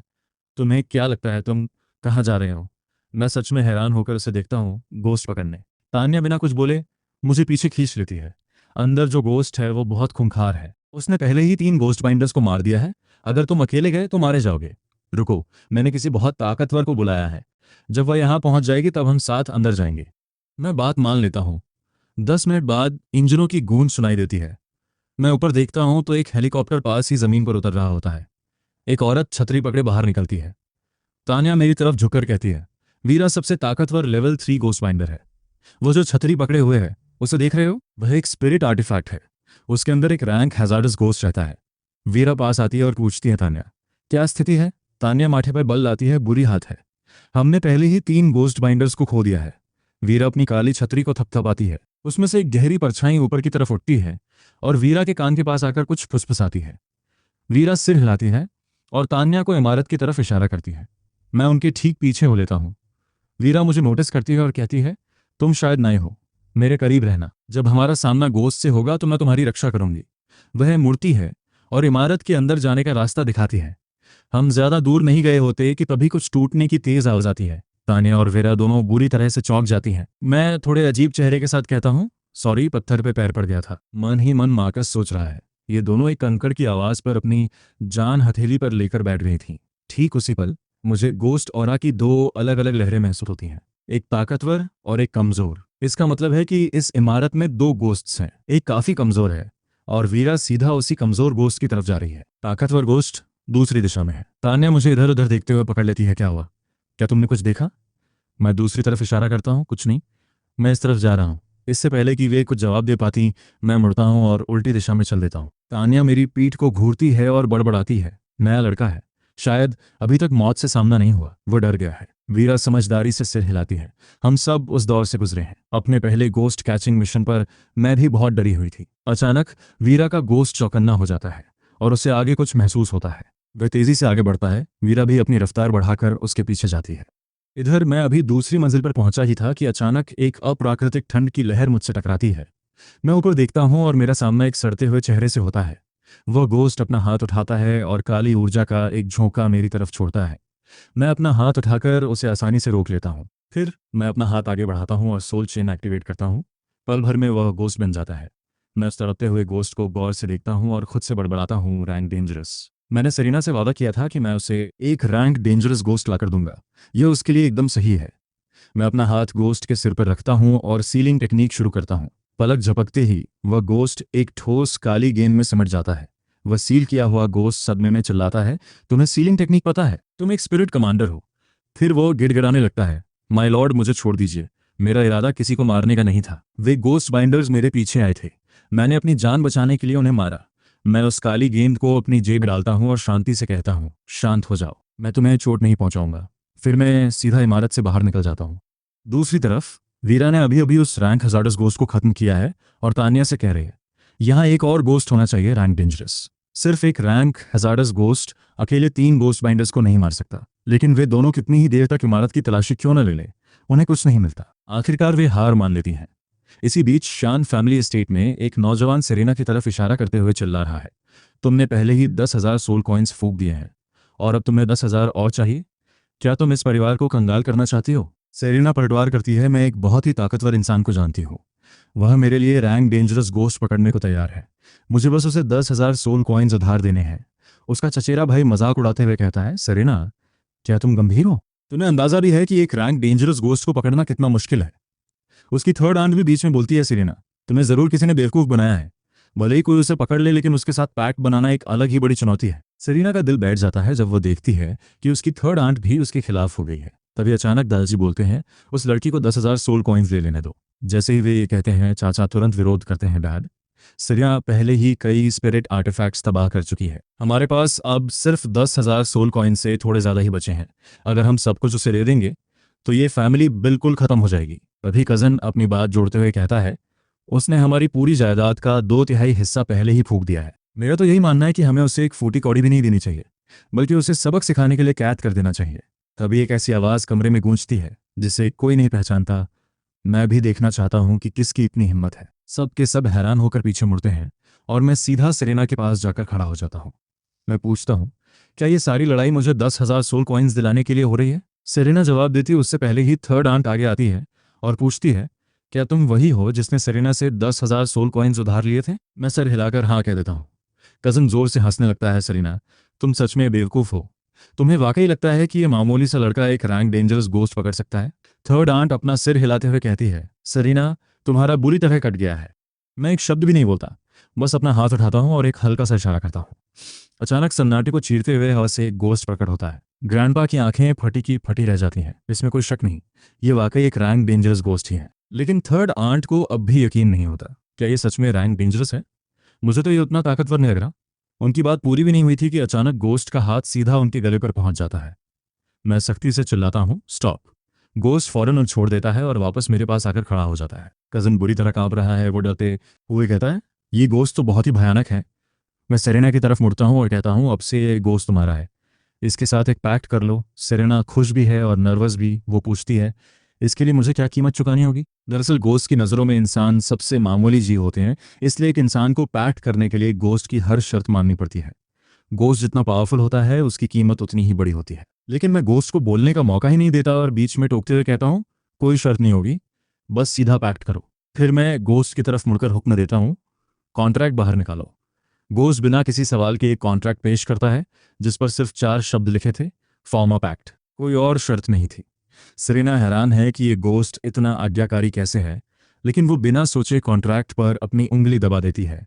पल भर में गोश्त उसके शरीर में समा जाता है। ग्रैंडपा ये सब देख रहे थे। वो ऐलान करते हैं, अब मैं बूढ़ा हो चुका हूँ, आज से ये फैमिली सेरेना की है, और वो हॉल से बाहर चले जाते हैं। सेरेना पूरे कमरे की तरफ देखकर कहती है, मैं 10,000 सोल कॉइन्स खर्च करने वाली हूँ। किसी को कोई दिक्कत है? किसी की हिम्मत नहीं हुई कुछ बोलने की? सब एक सुर में मान गए, अब आप ही हेड ऑफ द फैमिली हैं, जैसा आप कहें वैसा ही होगा। जब सब चले जाते हैं, सेरेना मुझे 10,000 सोल कॉइन्स लाकर देती है और कहती है, मार्कस तुम्हारा बहुत बहुत शुक्रिया। ये रहे तुम्हारे पैसे और वो घर और कार जिसका मैं वादा किया था। मैं जल्द से जल्द उनका इंतज़ाम कर दूंगी। मैं कॉइन्स लेते हुए कहता हूँ, शुक्रिया की कोई बात नहीं है, मैंने वादा किया था और मैं हमेशा अपनी बात पूरी करता हूँ। मैं ये पैसे तुम्हें जल्द ही लौटा दूंगा। और हाँ, घर ऐसा ढूंढना जहाँ हैवी इन एनर्जी हो। सेरेना हामी भरती है। उधर मैं अपने कर्जों के बारे में सोचता हूँ। मुझे अब भी सेरेना के 10,000 और रेक्स के 10,000 सोल कॉइन्स चुकाने हैं। मैं पूछता हूँ, क्या सोल कॉइन्स कमाने का कोई तेज तरीका है? सेरेना कुछ देर सोचती है और कहती है, वैसे तो कोई शॉर्टकट नहीं है, लेकिन अगर तुम्हारे पास बेचने के लिए एक्स्ट्रा स्पिरिट आर्टिफैक्ट्स हों तो तुम एक ही बार में बहुत पैसे कमा सकते हो। इस दुनिया में स्पिरिट आर्टिफैक्ट्स बहुत ही कीमती और दुर्लभ होते हैं। एक मामूली आर्टिफैक्ट भी हज़ारों में बिकता है, और कोई अच्छा वाला मिल जाए तो हज़ारों लाखों सोल कॉइन्स मिल सकते हैं। एक गोस्ट अपनी पूरी जिंदगी में शायद एक ही आर्टिफैक्ट बना पाता है, और वो उसे कभी किसी को नहीं देता। मेरी आंखों में चमक आ जाती है। अंडरवर्ल्ड में खुद किंग ऑफ डेथ ने मुझे स्पिरिट आर्टिफैक्ट्स बनाना सिखाया था। यानी जब तक मेरे पास सोल कॉइन्स हैं, मैं जितने चाहे उतने आर्टिफैक्ट्स बना सकता हूँ। मैं पूछता हूँ कि इन्हें कहाँ बेचना है, तो सेरेना बताती है, यून सिटी के सेंटर में 4 कॉर्नर्स मार्केट है, वहाँ गोस्ट बाइंडर्स आपस में ट्रेडिंग करते हैं। मैं एक पल भी बर्बाद नहीं करता और सीधा होटल पहुंचकर फॉजिंग शुरू कर देता हूँ। मैं अपने दाहिने हाथ में 1,000 सोल कॉइन्स पकड़ता हूँ और बाएं हाथ से तेजी से जेस्चर्स बताता हूँ। कॉइन्स धीरे धीरे गोस्ट एनर्जी में पिघलकर एक छोटे नाइफ की शक्ल ले लेते हैं। जैसे जैसे वक्त बीतता है, उसकी धार और चमक बढ़ती जाती है। मैं उसे गौर से देखता हूँ और थोड़ा मायूस होता हूँ। ये एक लोअर टियर आर्टिफैक्ट है जिसे ज़्यादा से ज़्यादा 7 बार इस्तेमाल किया जा सकता है। शायद कुछ हज़ार सोल कॉइन्स मिल जाएं, पर प्रॉफिट ठीक ठाक होगा। पूरी रात मेहनत करके मैं 7,000 से ज़्यादा सोल कॉइन्स फूंक देता हूँ और 3 और आर्टिफैक्ट्स तैयार कर लेता हूँ। अगली सुबह मैं सेरेना की दी हुई लग्जरी कार में 4 कॉर्नर्स मार्केट पहुंचता हूँ। मैं एक स्टॉल पर जाकर एक बेल शेप्ड स्पिरिट आर्टिफैक्ट उठाता हूँ और कहता हूँ, ये लो ग्रेड आर्टिफैक्ट तो सिर्फ एक ही बार इस्तेमाल हो सकता है, काफ़ी कमज़ोर है। स्टॉल ओनर बुरी तरह भड़क जाता है, ये लड़के, तुम्हें अंदाज़ा भी है तुम क्या देख रहे हो, ये भले ही एक बार चले, पर ये टॉप ग्रेड है, बोलो कितने दोगे? वो मुझे ऐसे देखता है जैसे मैं पागल हूँ। 3,000 सोल कॉइन्स। मैं सोचता हूँ, इतनी सी चीज़ 3,000 की? मैं थोड़ा और टटोलता हूँ, अगर 6 बार इस्तेमाल होने वाला आर्टिफैक्ट हो तो उसकी क्या कीमत होगी? मालिक मुझे फटी आंखों से देखता है, बच्चे होश में तो हो। 6 यूजर्स वाला आर्टिफैक्ट एक खजाना है, वो खुले बाजार में कभी नहीं मिलता। जितने ज़्यादा यूजर्स उतनी ज़्यादा कीमत। यहाँ बाजार में तो ज़्यादा से ज़्यादा 3 यूजर वाले आर्टिफैक्ट्स ही मिलते हैं। अब मुझे पूरी बात समझ आ गई थी। मेरे बनाए 7 यूज वाले आर्टिफैक्ट्स की कीमत यहाँ तहलका मचा देगी। मैं अपनी शॉर्ट स्वॉर्ड निकालता हूँ और उसे थमाते हुए पूछता हूँ, तुम्हारे हिसाब से इस आर्टिफैक्ट की क्या कीमत होगी? मालिक तलवार को देखकर दंग रह जाता है। ये आर्टिफैक्ट, इसे 7 बार इस्तेमाल किया जा सकता है, क्या तुम इसे बेचोगे? वो अपना सिर हिलाता है। मेरी इतनी हैसियत नहीं कि इसे खरीद सकूं, लेकिन मैं तुम्हारे लिए शोर मचा सकता हूं। कोई ना कोई इसे हाथों हाथ खरीद लेगा। मैं मान जाता हूं। वो अपने हाथों का लाउड स्पीकर बनाकर चिल्लाता है, brand new artifact, usable 7 times, कोई खरीदेगा? उसकी आवाज़ गूंजते ही कुछ ही सेकंड्स में मेरे पास भीड़ इकट्ठा हो जाती है। सबके सब हैरान थे। क्या ये सच में 7 बार इस्तेमाल हो सकता है? कहीं तुम हमें चूना तो नहीं लगा रहे? मैंने तो आज तक 7 यूज वाला आर्टिफैक्ट सुना तक नहीं। मालिक मुस्कुराते हुए तलवार मुझे वापस कर देता है। छोटे भाई, भीड़ तो मैंने जुटा दी, अब सौदा तुम खुद देख लो। मैं तलवार ऊपर उठाकर कहता हूँ, ये बेसिक आर्टिफैक्ट वाकई 7 बार इस्तेमाल हो सकता है। तभी कोई बीच में टोकता है क्या? तुमने इसे बेसिक कहा? ये तो साफ तौर पर एक प्रीमियम आर्टिफैक्ट है। मैं उसे देखता हूँ और कहता हूँ, अगर लिमिटेड यूज वाली चीज प्रीमियम है तो फिर उसे क्या कहोगे जो हमेशा चले? भीड़ में सन्नाटा छा जाता है और सबकी सांसें थम जाती हैं। एक परमानेंट आर्टिफैक्ट? ऐसा तो किसी ने सपने में भी नहीं देखा, वो तो अनमोल होगा। लोग आपस में शोर मचाने लगते हैं। मुझे समझ आ गया कि इन लोगों को परमानेंट आर्टिफैक्ट्स का कोई अंदाजा ही नहीं है। मैं बात को वापस ट्रैक पर लाता हूँ, तो बताओ इसकी क्या कीमत होगी? कोई जवाब देता है, ऐसा प्रीमियम पीस कहीं भी 20 से 30,000 के बीच बिकेगा। मैं वाकई हैरान था। मैं जोर से पूछता हूँ, क्या कोई इसे खरीदना चाहता है? लेकिन सब चुप थे, उनके पास इतने पैसे ही नहीं थे। जब मैं हार मानने वाला था, तभी एक औरत पास आती है जिसकी प्रेजेंस काफ़ी दमदार थी। वो पूछती है, कितने में दोगे? मैं कहता हूँ 32,000 सोल कॉइन्स। इवॉन तुरंत मान जाती है। मैं सोचता हूँ शायद मैंने कीमत कम लगा दी। मुझे लगा था उसके पास पैसे होंगे, पर इतने ज़्यादा? उसने तो मोल भाव तक नहीं किया। तभी एक ब्लू हेड लड़का बीच में आता है। मैं भी इसे खरीदना चाहता हूँ। इवॉन चिढ़कर कहती है, ब्लेज तुम यहाँ क्या कर रहे हो? ब्लेज कहता है, कुछ खास नहीं, बस मुझे भी ये प्रीमियम आर्टिफैक्ट चाहिए। इवॉन कहती है, हमारा सौदा हो चुका है। पर ब्लेज उसे काटते हुए कहता है, पर तुमने अभी तक पैसे नहीं दिए, इसलिए डील पक्की नहीं हुई। मैं 35,000 दूंगा। इवॉन चुप हो जाती है क्योंकि वो ब्लेज के पैसे का मुकाबला नहीं कर सकती थी। वो मुड़कर जाने लगती है, पर मैं उसे रोक लेता हूँ, अभी मत जाओ। मैंने जुबान दी थी कि ये तुम्हें बेचूंगा, और मैं अपनी बात से पीछे नहीं हटता। 32,000 में ये तुम्हारा हुआ। इवॉन बिल्कुल सन्न रह गई। उसने सोचा भी नहीं था कि आज के ज़माने में भी ऐसे लोग होते हैं। वो फौरन 32,000 चुका देती है। ब्लेज ये देखकर जल भुन जाता है और जाने लगता है, पर मैं उसे आवाज़ देता हूँ, इतनी जल्दी क्या है? सौदा तो अभी शुरू हुआ है। मैं मुस्कुराता हूँ, रुको, मेरे पास एक और आर्टिफैक्ट है, देखना चाहोगे? भीड़ फिर से सन्न रह गई। एक और प्रीमियम आर्टिफैक्ट? इस लड़के के पास क्या खजाना लगा है? ब्लेज मेरी कमर पर बंधी तलवार देखता है, पर मैं अपना सर हिला देता हूँ। ये नहीं, ये देखो। मैं एक सिजर शेप्ड आर्टिफैक्ट निकालता हूँ। ब्लेज पूछता है, क्या ये भी प्रीमियम है? मुझे सिर्फ प्रीमियम ही चाहिए। मैं कहता हूँ, बिल्कुल पिछले वाले जैसा ही, क्वालिटी भी वही, और 7 बार चलेगा। ब्लेज को थोड़ा शक होता है, पर जैसे ही वो उसे पकड़ता है, उसकी सारी शंका दूर हो जाती है। ये असली है। कितने से? वो पूछता है। मैं कहता हूँ, वही 32,000। ब्लेज बिना पलक झपकाए पैसे दे देता है। इवॉन का चेहरा काला पड़ गया। उसे लगा था कि मैं बहुत उसूलों वाला आदमी हूँ, पर उसे क्या पता था कि मैं बस कस्टमर नहीं खोना चाहता था। वो जाने लगती है, पर मैं फिर आवाज़ देता हूँ, इवॉन, एक और प्रीमियम आर्टिफैक्ट चाहिए? मेरे पास अभी एक और है। इवॉन फटी आंखों से देखती है जब मैं एक स्फीयर शेप्ड आर्टिफैक्ट निकालता हूँ। वो सोच रही है कि इस लड़के के पास ये सब आ कहाँ से रहा है, लेकिन उसके पास सोल कॉइन्स खत्म हो चुके थे। मैं ब्लेज से पूछता हूँ, पर उसके पास भी पैसे नहीं बचे थे। भीड़ में भी कोई आगे नहीं आया। लगता है ये आज नहीं बिकेगा। मैं उसे अपनी जेब में रखता हूँ और फोर कॉर्नर्स मार्केट के गोस्ट ट्रेडिंग सेक्शन की तरफ बढ़ जाता हूँ। मैं गोस्ट आई एक्टिवेट करके स्टॉल्स को स्कैन करता हूँ। तभी कोने में एक गोस्ट पर मेरी नज़र पड़ती है। Name snow, rank common, ghost skill fearless. ये स्किल गोस्ट को सूरज की रोशनी में भी बेखौफ घूमने की ताकत देती है। मैं ये देखकर हैरान रह गया। ये स्किल तो पूरी तरह ब्रोकन है। हर कोई जानता है कि गोस्ट धूप से कितना डरते हैं। कमज़ोर वाले तो दिन में निकल भी नहीं सकते। तभी एक लड़की कहती है, सर, क्या आप मेरा गोस्ट खरीदेंगे? इससे पहले कि मैं कुछ कहता, पड़ोस वाला दुकानदार हंसते हुए टोकता है, ये तो बस एक कॉमन मैन गोस्ट है, पूरी तरह बेकार। मेरा वाला देखो। लड़की बेचारी सर झुका लेती है। उसे पता था कि इसके कोई दाम नहीं मिलेंगे। मैं उस आदमी को इग्नोर करता हूँ और लड़की से कहता हूँ, मैं इसे लूंगा। वो अपनी आंखों पर यकीन नहीं कर पा रही। मैं उसे 1,000 सोल कॉइन्स देता हूँ और पूछता हूँ, क्या ये काफ़ी है? उसकी आंखों में चमक आती है। हाँ, बहुत बहुत शुक्रिया। सौदा पक्का होता है और मैं उसे एक पल में अपने अंदर सोख लेता हूँ। मैं सीधा उस लग्जरी विला पहुंचता हूँ जिसका इंतजाम सेरिना किया था। अंदर जाते ही मैं उस गोस्ट को आज़ाद करता हूँ। मैं उसके सर पर हाथ रखकर गोस्ट होम एक्टिवेट करता हूँ।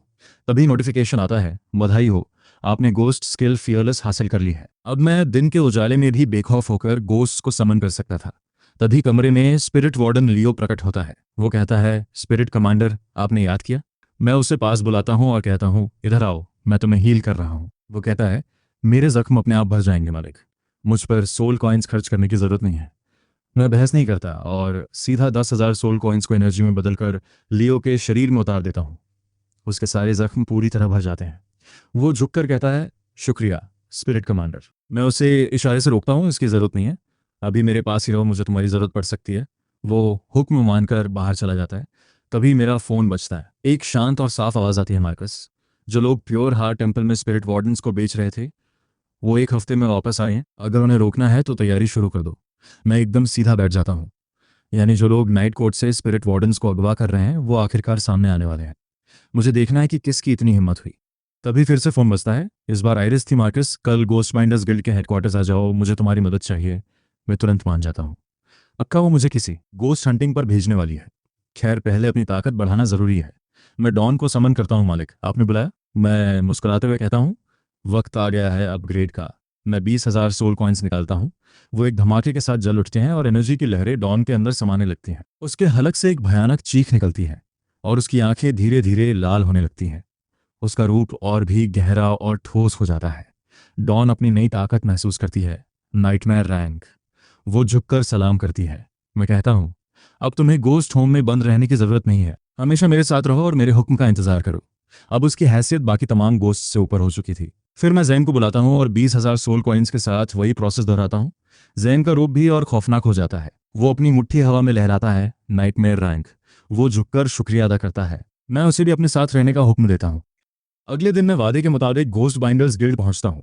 आयरिस मुझे देखते ही एक कार्ड मेरी तरफ बढ़ाती है। ये तुम्हारा ऑफिशियल गिल्ड आईडी है।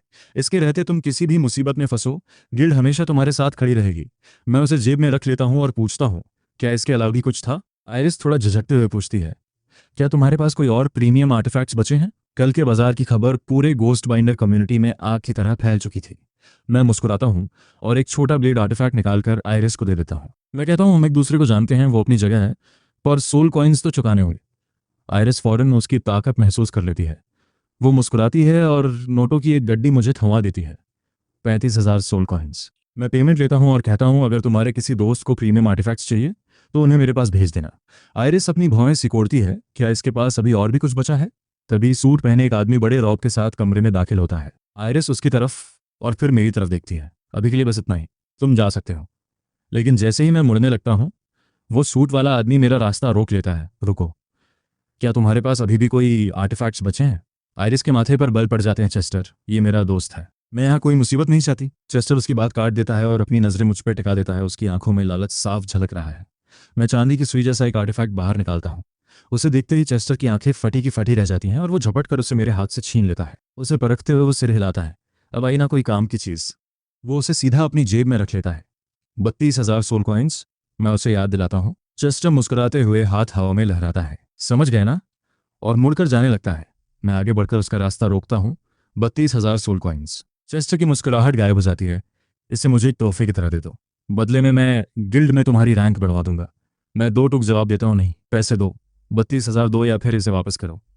चेस्टर के माथे पर शिकन आ जाती है।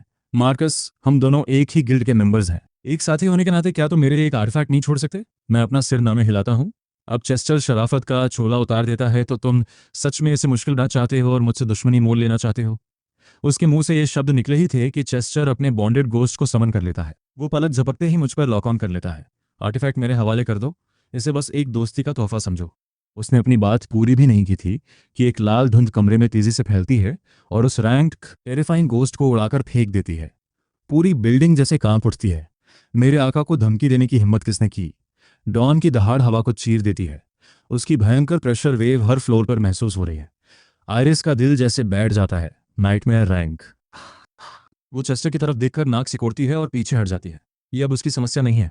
डॉन ने चेस्टर को गले से दबोच लिया है।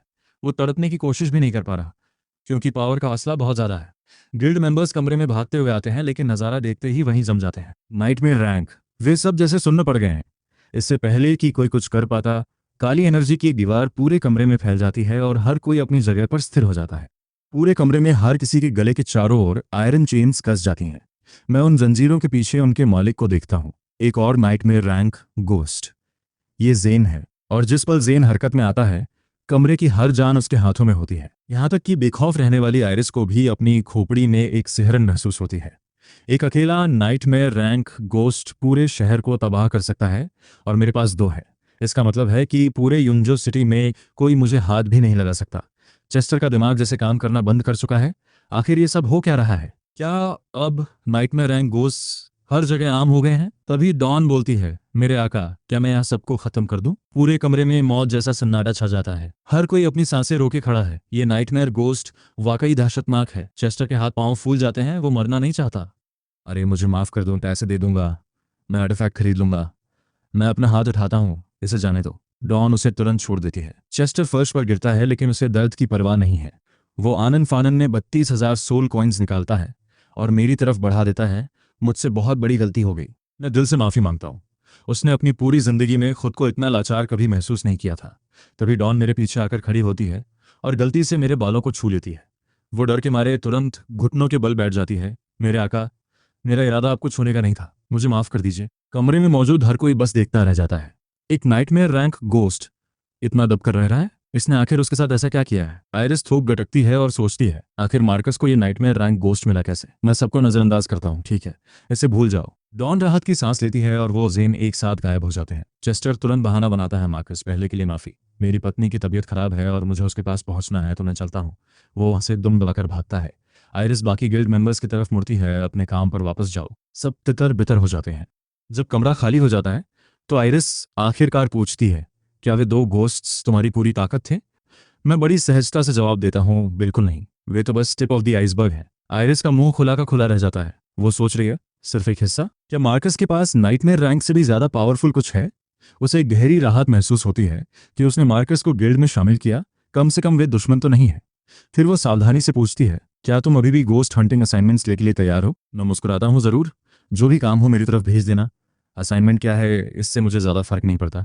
मेरे लिए गोस्ट मायने रखते हैं, खासकर वे जिनके पास रेयर या अनयूजुअल गोस्ट स्किल्स हों। असली इनाम तो वही है। आयरिस सिर हिलाती है और अपना फ़ोन निकालती है। तो फिर मैं तुम्हें यूंजो सिटी गोस्ट बाइंडर्स के ग्रुप चैट में ऐड कर देती हूँ। जब भी कोई काम आता है वहीं पोस्ट किया जाता है। जो तुम्हें ठीक लगे उसे चुन लेना। जैसे ही मैं ज्वाइन करता हूँ, एक मैसेज पहले से ही इंतजार कर रहा होता है, level 3 ghost binder LRA waste district में खतरे में है। जो भी आसपास है तुरंत मदद के लिए पहुंचे। मैं अपनी ठुड्डी खुजलाते हुए उलझन में पड़ जाता हूँ। दिन का समय है, वो खतरे में कैसे हो सकती है? आयरिस मुझे मैसेज पढ़ते हुए देखती है और पूछती है, मार्कस क्या तुम खुद जाओगे? मैं सिर हिलाता हूँ, हो गया समझो। पर जैसे ही मैं जाने के लिए मुड़ता हूँ, मेरे दिमाग में कुछ और आता है। मैं पीछे मुड़ता हूँ, मुझे क्लारा नाम की एक गोस्ट के ठिकाने के बारे में पता करना है। आयरिस चौंक कर देखती है, क्लारा? क्या वो पहले ही नहीं जा चुकी? ये सुनकर मुझे जोर का झटका लगता है। चली गई? क्या मतलब है कि वो चली गई? मैं तेज से आगे बढ़ता हूँ। आयरिस मेरी अचानक हुई हलचल से थोड़ा सहम जाती है और जल्दी से सफाई देती है। वो करीब 1 साल पहले मदद मांगने गिल्ड आई थी, लेकिन लीडरशिप के बीच बात नहीं बन पाई और उन्होंने उसे मना कर दिया। उसके बाद से कुछ पता नहीं चला। मुझे लगा कि वो खत्म हो चुकी है। वो भला गिल्ड आई ही क्यों थी? आखिर उसके साथ हुआ क्या था? आयरिस थोड़ा हिचकिचाती है, फिर बताती है, ये काफ़ी पेचीदा है। जहां तक मुझे पता है, गोस्ट वॉल्ट की ताकतें उसका शिकार कर रही थी। वो चारों तरफ से घिर चुकी थी और सुरक्षा के लिए हमारे पास आई थी।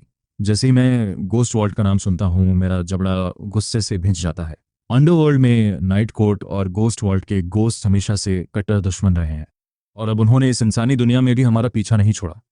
आखिर उनकी दिक्कत क्या है? क्या वे हमें चैन से नहीं रहने दे सकते? वे बस नाइट कोर्ट के पीछे हाथ धोकर पड़े हैं। अभी मेरी ताकत किंग लेवल स्ट्रेंथ तक नहीं पहुंची है, वरना मैं अभी जाकर उनका नामो निशान मिटा देता। आयरिस मुझे गुस्से में तमतमाते हुए देखती है। उसे समझ नहीं आता कि क्या करे। तभी मैं फिर बोलता हूँ, क्या तुम्हें यकीन है कि क्लारा खत्म हो चुकी है? आयरिस घबराहट में सिर हिलाती है। यकीन के साथ नहीं कह सकती, ये बस मेरा अंदाजा था। मैं अभी इसके बारे में पता लगाती हूँ। जैसे ही कुछ मिलेगा मैं तुम्हें कांटेक्ट करूंगी। मैं सिर हिलाता हूँ। जैसे ही खबर मिले मुझे फ़ोन करना। मैं गिल्ड से निकलता हूँ और सीधे वेस्ट डिस्ट्रिक्ट के उस स्कूल की तरफ गाड़ी दौड़ाता हूँ जहाँ एलआरए तैनात है। मैं कैंपस के अंदर पहुँचता हूँ और तुरंत देखता हूँ कि भीड़ ने उसे घेरा हुआ है।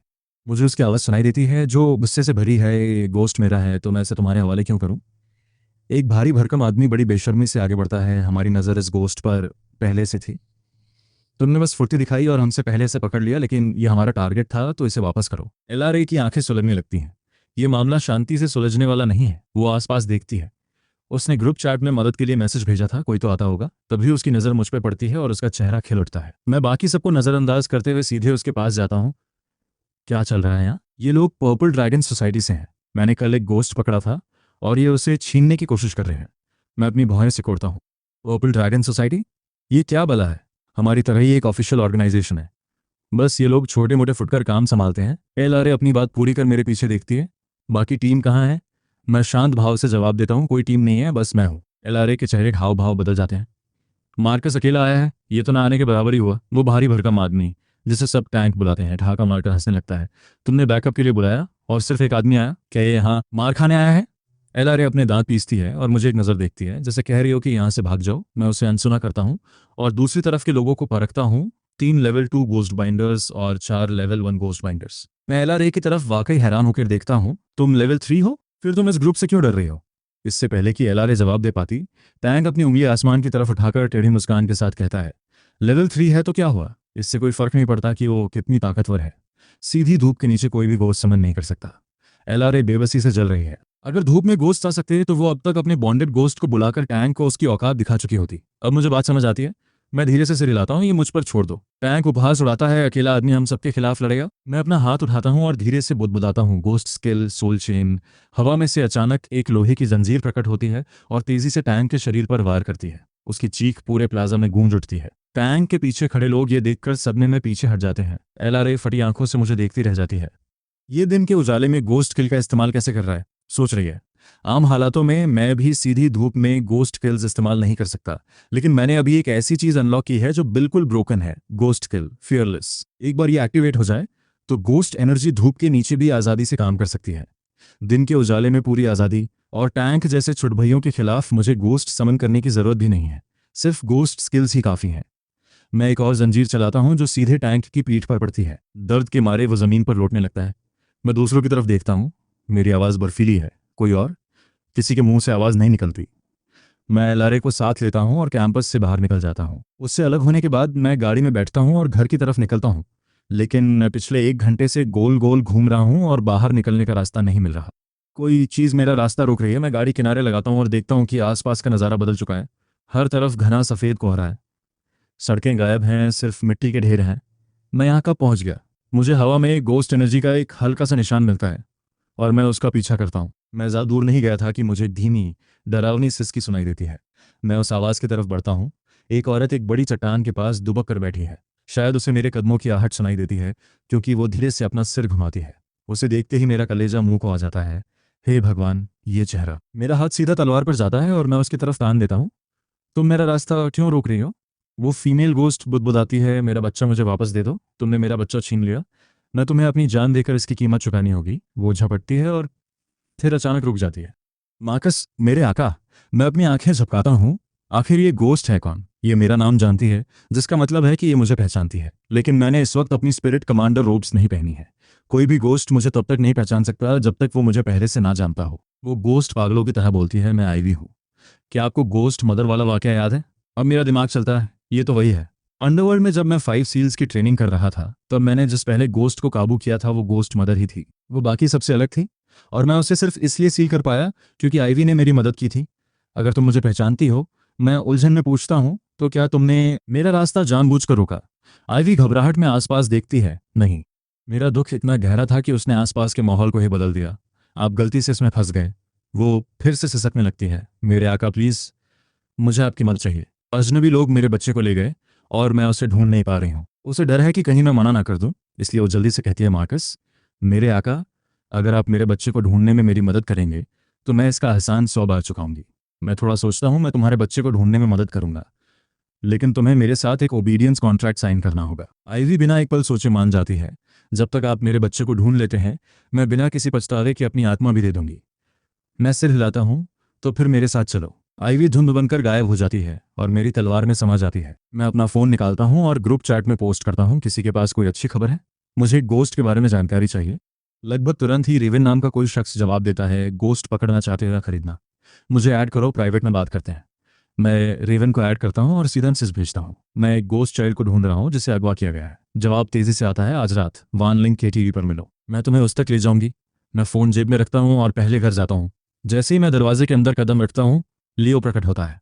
मेरे आका, आपकी गैर मौजूदगी में कोई घर में घुसा था। मेरा चेहरा सख्त हो जाता है। क्या हमें पता है वो कौन था? मैंने उन पर अपनी एनर्जी का टैग लगा दिया है। क्या मैं उनका पीछा करूं? मैं सिर हिलाता हूं, जाओ पता लगाओ कि वो कौन था और सावधान रहना। अगर उनका गोस्ट वर्ल्ड से कोई भी ताल्लुक हुआ तो तुम्हारी सुरक्षा सबसे पहले आती है। लियो सिर हिलाकर चला जाता है।